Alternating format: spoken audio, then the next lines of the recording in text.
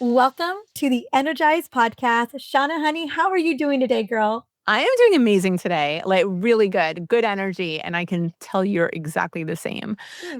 And I love that we are literally 15 minutes away from each other. I know. You are in Del Mar. I am in Encinitas. We're like sisters in different little beach towns in San Diego, California. So happy. Isn't that crazy? And our kids are at the exact same place right now at the same camp, which is oh my goodness, I love that. I just love, your daughter, she is volunteering. My son is actually participating at this beautiful farm camp called Coastal Roots, where they are learning how to not only be one with nature, but how to cultivate the nourishing food that feeds and supports our body, which is so beautiful. It's beautiful. Yeah.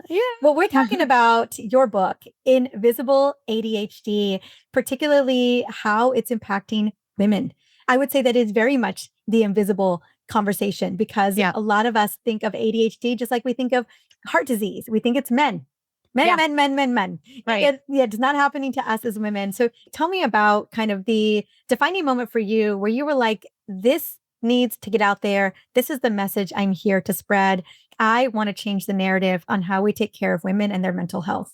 The moment happened the moment happened when I realized I needed to start the coaching company that I started, because that was an aha moment where I learned there are definitely things that we need to do differently. And as a person with ADHD, let alone a woman with ADHD.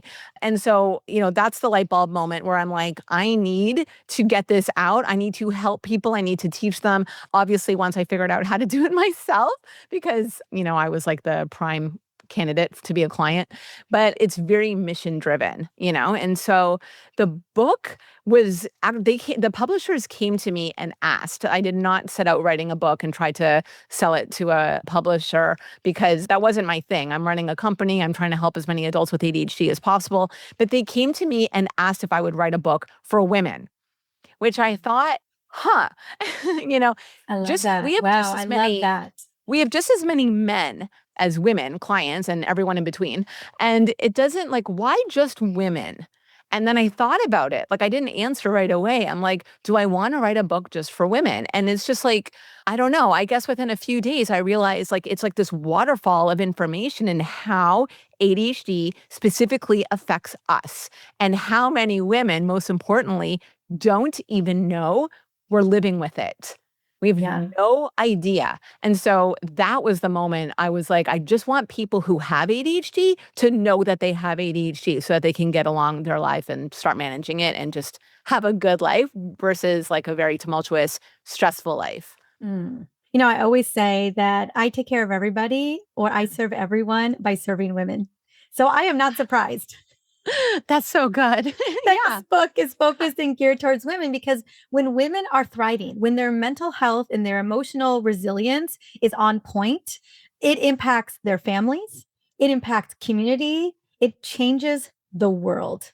Yeah, there you go. So that's where I'm at with it. That's my through line. And so I am not surprised that they came to you and they're like, so listen, we're going to need a book on ADHD for women. Because it is really the invisible, and not to say that men, my husband, and he'll tell you full transparency, and I'm allowed to share, but he has ADHD. And and so again, I think we often think that it's more geared towards men, but I think the reason for that is that it's just the attention and the clinical research and kind of the knowledge base is really based around that particular demographic. And we just have ignored women and mental health challenges. And yet more women than men will experience clinical depression and anxiety. And again, I don't think we have the stats for ADHD because we just don't have them. But when we look at some of the other mental health issues and concerns, women do have, the numbers are bigger for us, especially in I call it the zone of chaos, the perimenopause transition, where it all just seems to come up for review. So I'm curious, for women. There's a lot I want to say about what you're talking about in terms of mental health and diagnosis and anxiety and depression and ADHD. There's so much that women need to know. There's so much they need to know. If the reason why so many women are being diagnosed with anxiety is because the symptoms for anxiety overlap with so many other challenges. And so you might have symptoms of anxiety and therefore you're going to be diagnosed with anxiety, but you actually have ADHD. Right? And the symptoms of anxiety and depression also overlap. I can show you, if you go to a doctor, right now, today, and you're like, I'm worried about my future. I don't feel like I'm living up to my potential. Everything is chaotic. I don't know what to do. I feel like I'm terrified to get out of bed in the morning, right? Which is an experience that a lot of women have, especially like women tend to feel the need to take care of absolutely everybody. So there's a lot of responsibility. Yes. We have a lot of responsibility on our shoulders. And so if you go to a doctor and talk about this, they're going to give you an assessment for, can I show you? Yes. This is what you're going to get. It's called the GAD-7. Mhm. And they're going to give you an assessment, a self-assessment that you have to answer yourself based on how you feel that day. And so all of these, there's only 7 questions, and every single one of them, trouble relaxing, becoming restless, becoming easily annoyed, which might not be you, but it's definitely a lot of women with ADHD. Number one most common symptom of perimenopause, too, by the way, is Exactly. becoming easily annoyed and irritable. 100%. Not being able to stop worrying.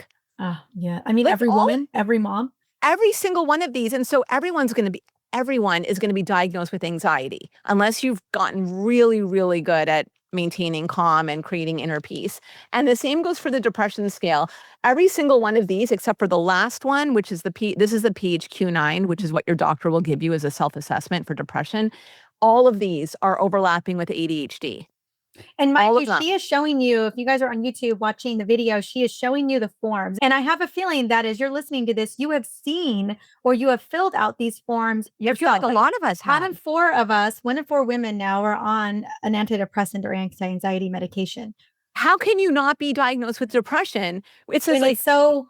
It's like all of these questions that they ask you in the depression scale, I think are relevant to all of us. Feeling down. You're going to go to your doctor and complain about these things when you're feeling down, not when you're feeling like you're on top of the world. Yeah, trouble falling or staying asleep. This is for every person with ADHD. This is something that we all have to deal with. Poor appetite or overeating. So it's one or the other, feeling bad about yourself, trouble concentrating on things.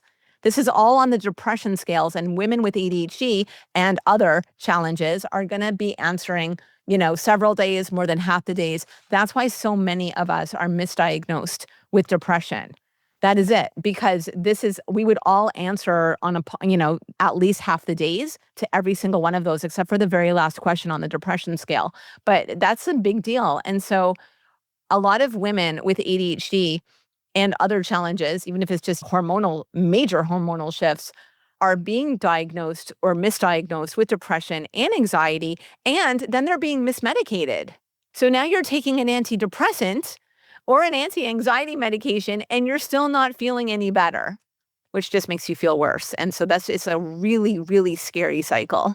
I was going to say, it feels like it's a scary, it's not just scary, but just almost feels in a hopeless cycle too. Yeah. In a lot of ways. Oh my gosh, this isn't even working for me. Yeah, exactly. Yeah. No, it's terrible. So that's where it's sort of like everything just dropped. And I'm like, I have to write this book. I have to make sure that everyone knows what's going on for them, because you'll love this. The ADHD self-assessment is very much skewed towards male symptoms.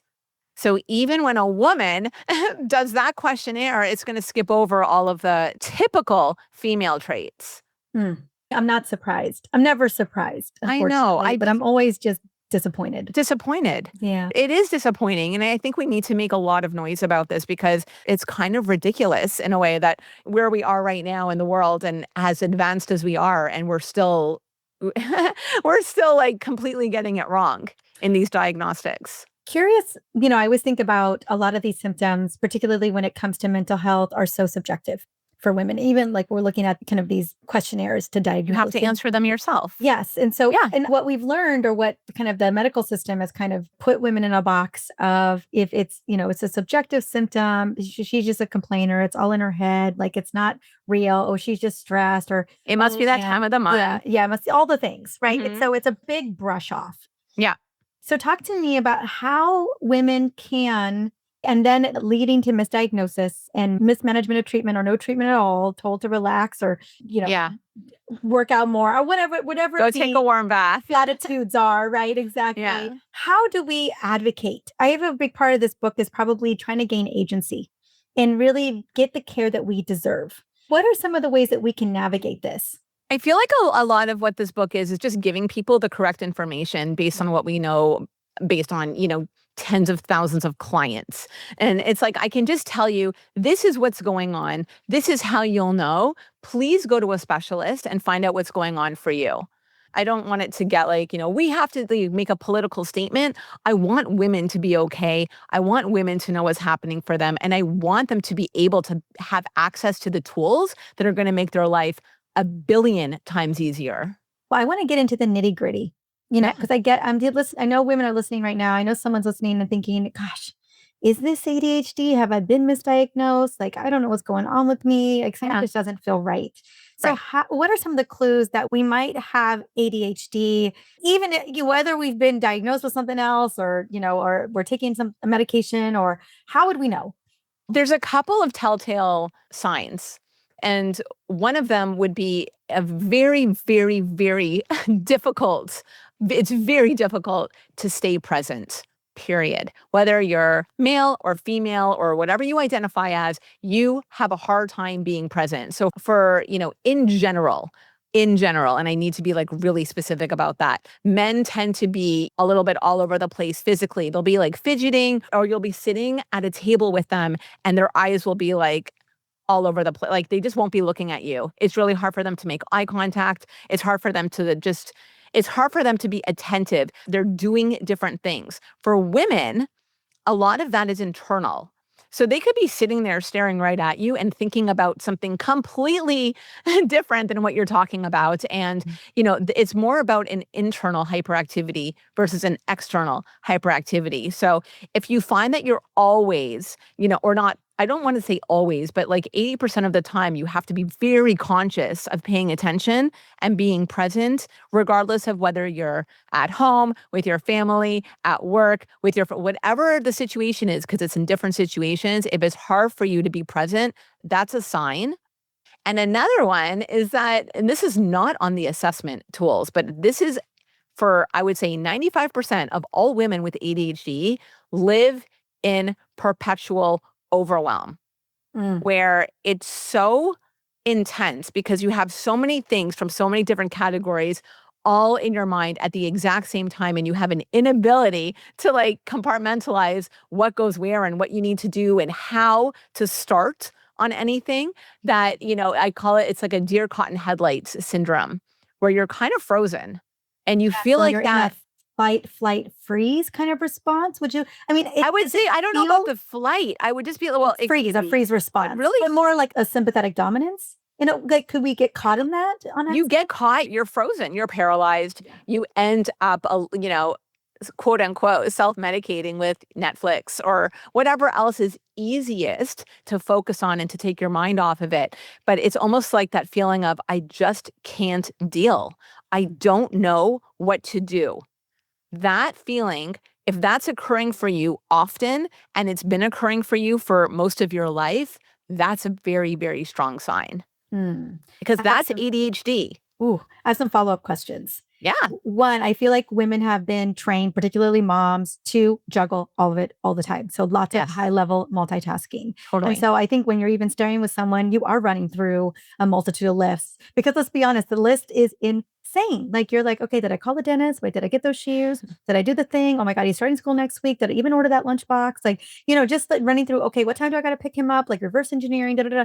Like, that I feel like women are constantly, if anything, I was always told that was a superpower, and so I'm curious if we've been trained to be like this, if epigenetically this is how we operate. And then I also think about women who, with the amount of to-do lists, managing the household, the career, the company, the children, all of those things, and that there's so much spillover, into, so you're like, oh my gosh, like I just freeze. I will say, you and I are both in a book launch. And I always joke that my head's on a swivel right now. I'm like, wait, where am I going? And who am I? Right. What country am I in? But yeah. What time is it? What time zone? Yeah. Like, I'm checking time zones, and my schedule keeps shifting because my team keeps moving things. Yeah. And I'm like, where am I supposed to be? And so I do find myself, as of recent, I was a confession to one of my best friends is like, I've been on social media more because my brain is trying to tune out. And this is not typically how I operate. I'm Right. really not doing that. But I feel like in this season, like my friends are like, you're in a season, you're in a season. I'm like, yeah, but I feel like these are not habits that I want to pick up any season. Curious if when we're in these types of seasons that you see more of a presentation of ADHD. Can Oh it my be seasonal? goodness. That's the whole thing. What you just described is exactly what's going on, and it's what's been going on. You know, when we were in the middle of shelter in place orders during COVID, we got so many people were like, I have ADHD. Like, I just cannot deal. I can't get anything done. My kids are running around. My spouse is running around the house, and I'm supposed to be getting on all of these Zooms for my work. And it's like this very, very hectic time.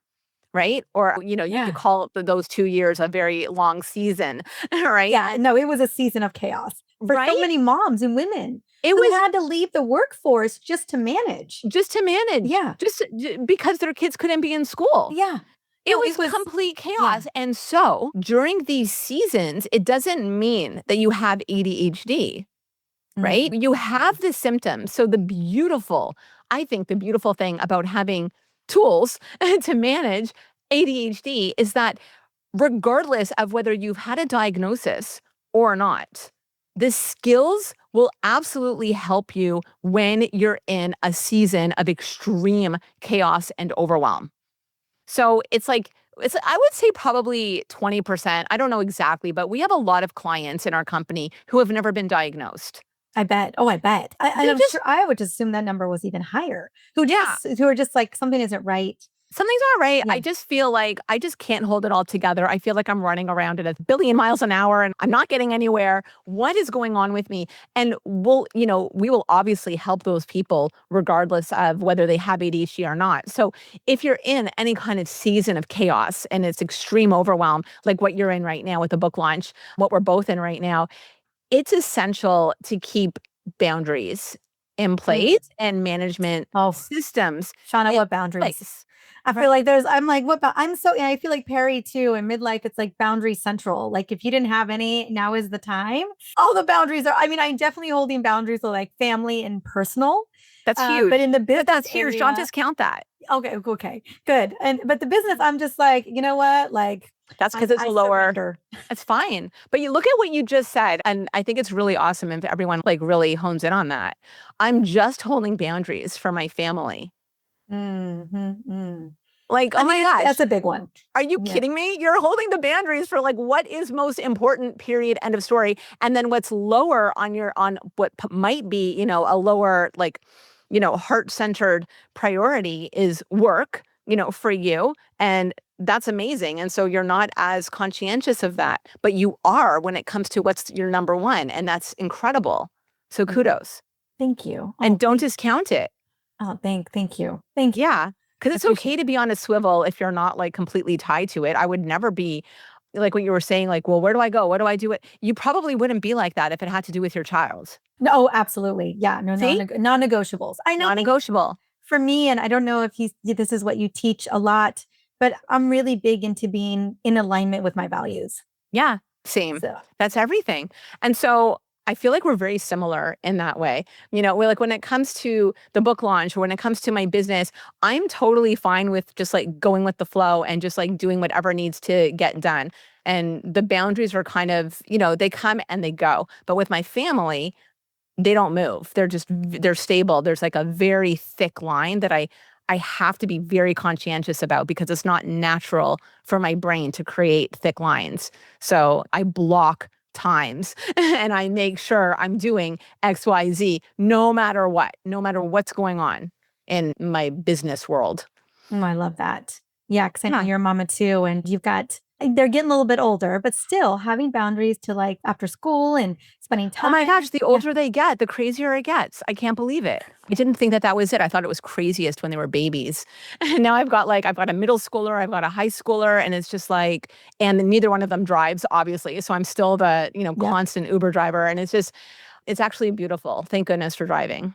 Because, And like I used to hate it. And I'm like, this is beautiful. This is you good get to spend time. time with them. Yeah. Yeah. I know we promised my son we would pick him up early today. So one of us is I think I'm going to be the one grabbing him at like 2:30 instead of 3. And so, but I really want to honor his request and I'm just cutting it all off. I'm cutting everything off at that time today so I can go. Good. early. Good. I have to grab my daughter from the exact same place at the exact same time Oh, for maybe for like run a into each doctor's other. appointment. And I'm like, so we might actually run into each other. That's amazing. I love That's it. I'm really holding the cool. vision. Yeah. Okay. So one of the things that we were talking about before we jumped on live together, besides our kids in Costa This is so funny though. Oh, Come on. yeah. I mean, Was one of the phenomena, and I didn't, unfortunately, because it really isn't my area of expertise as much as some of the other mood changes are, and so grateful to have you on here because I want to explore this, is that so many women begin to finally realize that they have ADHD in midlife. But oh yeah. up until that point, had no idea. And still, I'm not saying that all women are even identifying it then, but there's something that happens in midlife where they like it's almost impossible to miss at that point as hormones are declining. Mhm. Can you talk a little bit about that? And is this something that you see often in We're seeing it. I feel like we're seeing it every single day now. Mm. Thank goodness. Thank goodness, because menopause and perimenopause are having an extremely hot moment this year, and I think for the last couple of years. And I'm so grateful for that because, I mean, for myself as well, because that's like my age group also.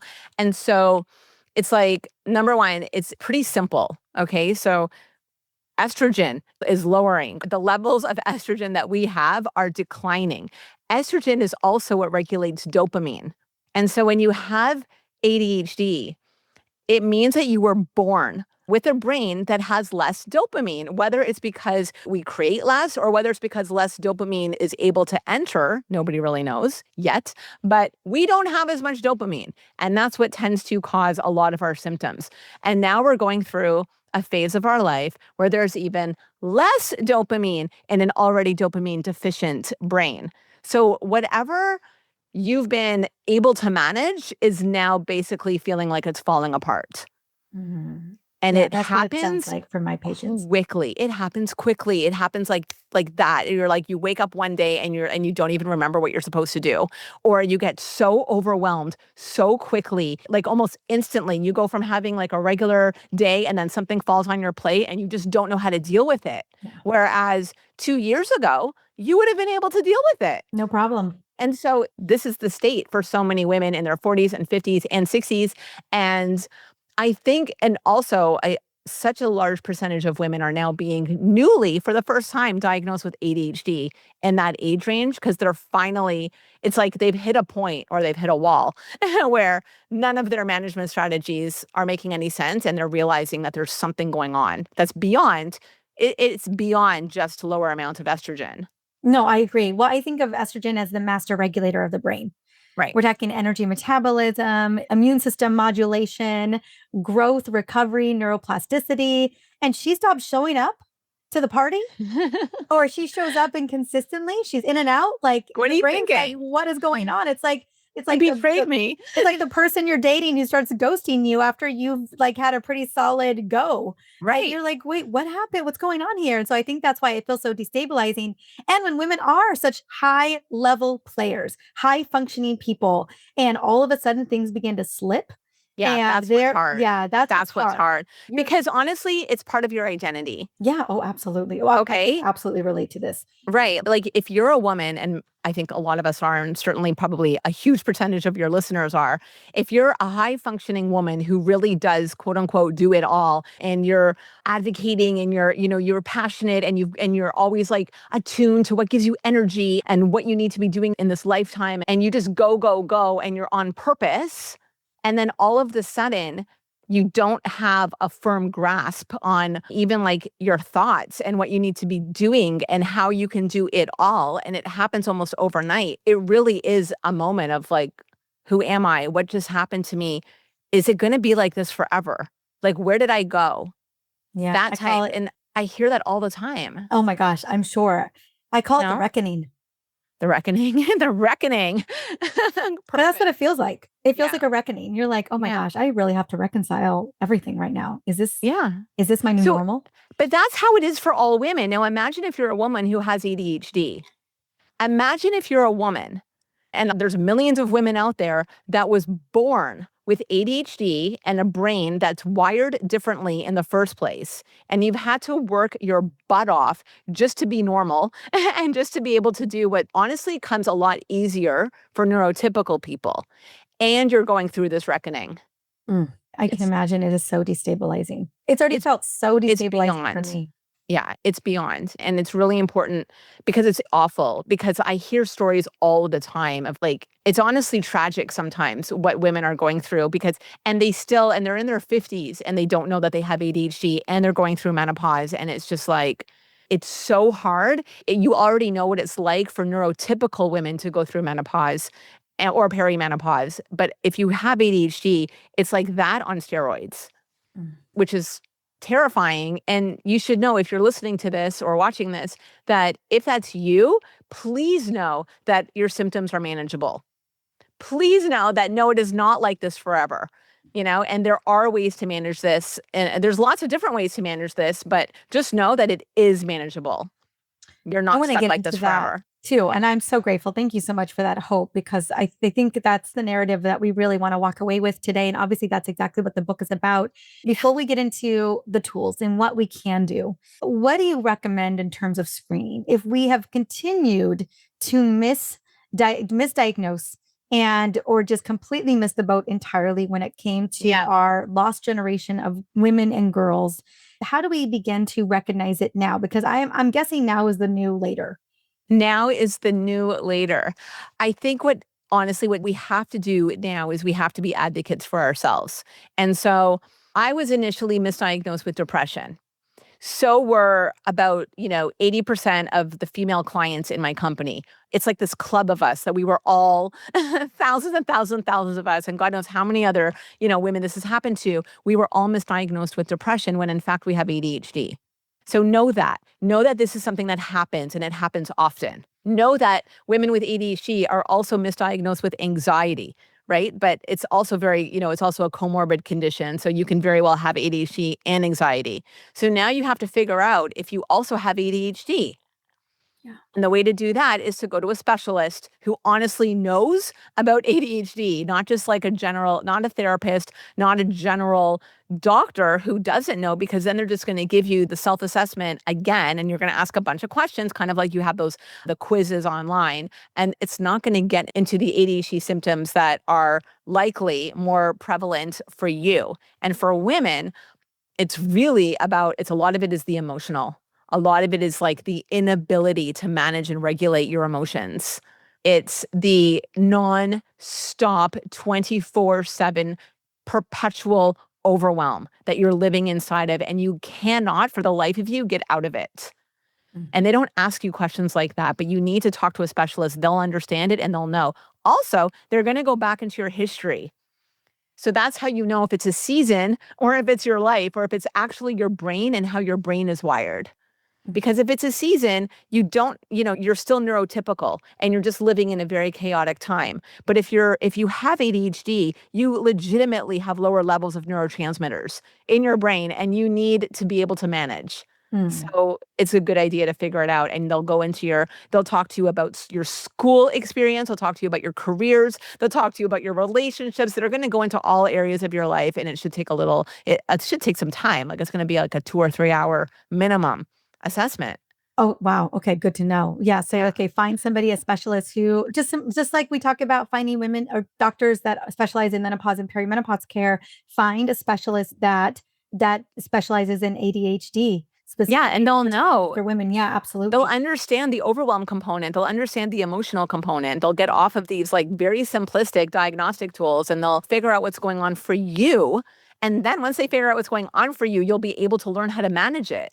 Yeah. It's not that difficult. You just have to take the right steps. I think about the 61 million women who are on an antidepressant or anti-anxiety medication today. Yeah. And I think about, gosh, how many of those women have been misdiagnosed? Misdiagnosed, not just ADHD, but so many other root causes and, real root drivers of that. And it just breaks my heart. So I'm so grateful for this book. Okay, so let's say I finally get the diagnosis. I'm like, okay, I've been thinking I was misdiagnosed. And now I found a specialist and I'm like, okay, finally I have a name. to what is going on, to my brain being all over the place and scattered and overwhelmed. And I've, just like not having it together in terms of the way that life used to be. What are the things? And let's say it's a season. Let's say it's a season I'm in right now. Or let's say a woman's like, the joke I always get is like, oh, these symptoms are perimenopausal. And women are like, oh, then I've been in perimenopause for 20 years, like, there you go. Yeah. And there you go. Yeah. That's And I was like, sign. that's actually probably ADHD. They're like, oh, those symptoms, oh, that looks like ADHD. And so, but let's say for so many women that I've talked to, let's say since the pandemic, it has just been that season. They have not been able to crawl out of that season. Like it's not been 2 years. We're talking 5+ years at this point. Yeah. And so let's go into the tools specifically in the book, Invisible ADHD, about what we can do, whether we're in a season or it's a full-on clinical diagnosis.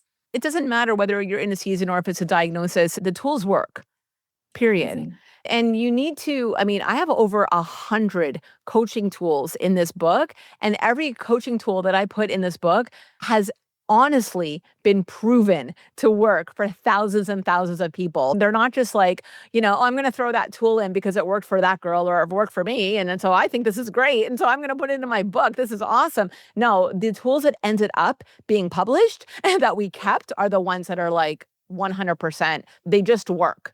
So even if you're somebody who, grabs this book and just applies like one out of the 100 tools in it, your life is going to get easier, whether or not you were diagnosed with ADHD. Even if you just, quote unquote, just feel like everything is going completely nuts and everything is super chaotic, right? You have to be able to apply tools. So, there's tools that are around, time management, organization, the ability to follow through on things, because that's a huge challenge for people with ADHD.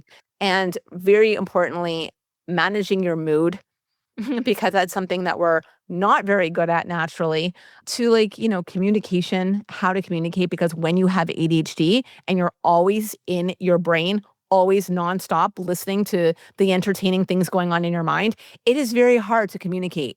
We're not good listeners. I understand. Yes. We're just not. I know that I'm in that season and, things are, like I said, things are moving very quick for me as well. And I don't think I have ADHD. I'm really great at the focus. However, I'm not going to pretend like 100 tools sounds like a lot of tools. And I can imagine women with ADHD are thinking that is too overwhelming. Like, I don't even know where I would start. So I'm curious, what are the non-negotiables? Like, what are 3 tools that I can take to the bank today that I could begin to implement and within the next 7 to 10 days? Like, I am feeling confident and motivated to take on more. Oh, wow. Number one, I have a saying around keep it to 3 and you're free. And you might hate this because you're in a season and I am as well. It's like, what the heck are you talking about? Keep it to 3 and you're free. Like, keep it to 3. I'm not going to get No, I love this though. So just 3 non-negotiables in the day. Is that what it is? Like the 3 big rocks? It really is. It's like your 3 biggest boxes and like 3 things. Because so many of us have these to-do lists that are a mile long. And it's not helpful, and it tends to create more overwhelm, which makes us avoid exactly what we need to be doing, right? So, because when you have ADHD and you're in overwhelm, you're frozen. So you're not going to be in action. So if you just take, at the beginning, honestly, with our clients, we don't even prioritize. We just get them into the habit. This is what you need to do for ADHDers. We get them into the habit of just picking 3 and just being able to only look at 3. And then we'll prioritize, because then we'll figure out, okay, well, what should the 3 actually be? But keeping it to 3 is a visual boundary. And it's so easy. Like if I asked you like 3 things that you could do and like really simple things versus the 50 billion things that you need to do today, you wouldn't be overwhelmed. You would be able to see it and you would be able to even imagine taking action on them, whether you have ADHD or not. I'm going to get into the nuance of this a little bit more nitty gritty because I love the specifics. Let's say I am creating 3 to set me free. Am I doing that the night before? Am I doing it after a brain dump? Am I doing it to set my future self up for success? Or am I doing this first thing in the morning? When am I carving out the time to sit my butt down and get laser clear on what the 3 are? Are you ready for this? This is why we do coaching, why we work with people one-on-one. What's the best time for you? What is the best time for you to be able to actually, like, when are you in a place where you can see all of the things that are in front of you and just be able to write them down? Is that in the afternoon? Is that in the morning after your coffee? If you have coffee or your tea? Is that at night? When is that time for you? Nice. I love that. I love Well, that. actually tell me, when is it? Oh, no, it's mine's evening. I like to day set the next day. You I see? love to set my future self up for epic success. And that means late, like clarity into the next day. One, laying out the workout clothes, having everything ready in the morning, be really clear on my deliverables and non-negotiables so that I'm just able to execute. So I would say the night before, Good. and I think it helps with sleep too.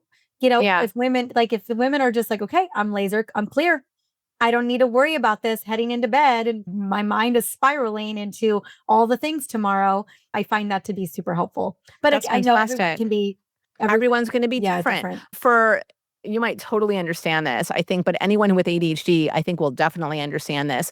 Many people love the evening time to do this kind of thing to break out their top 3, but a lot of our clients, they'll do this while they're working out. Oh, If they interesting. work out.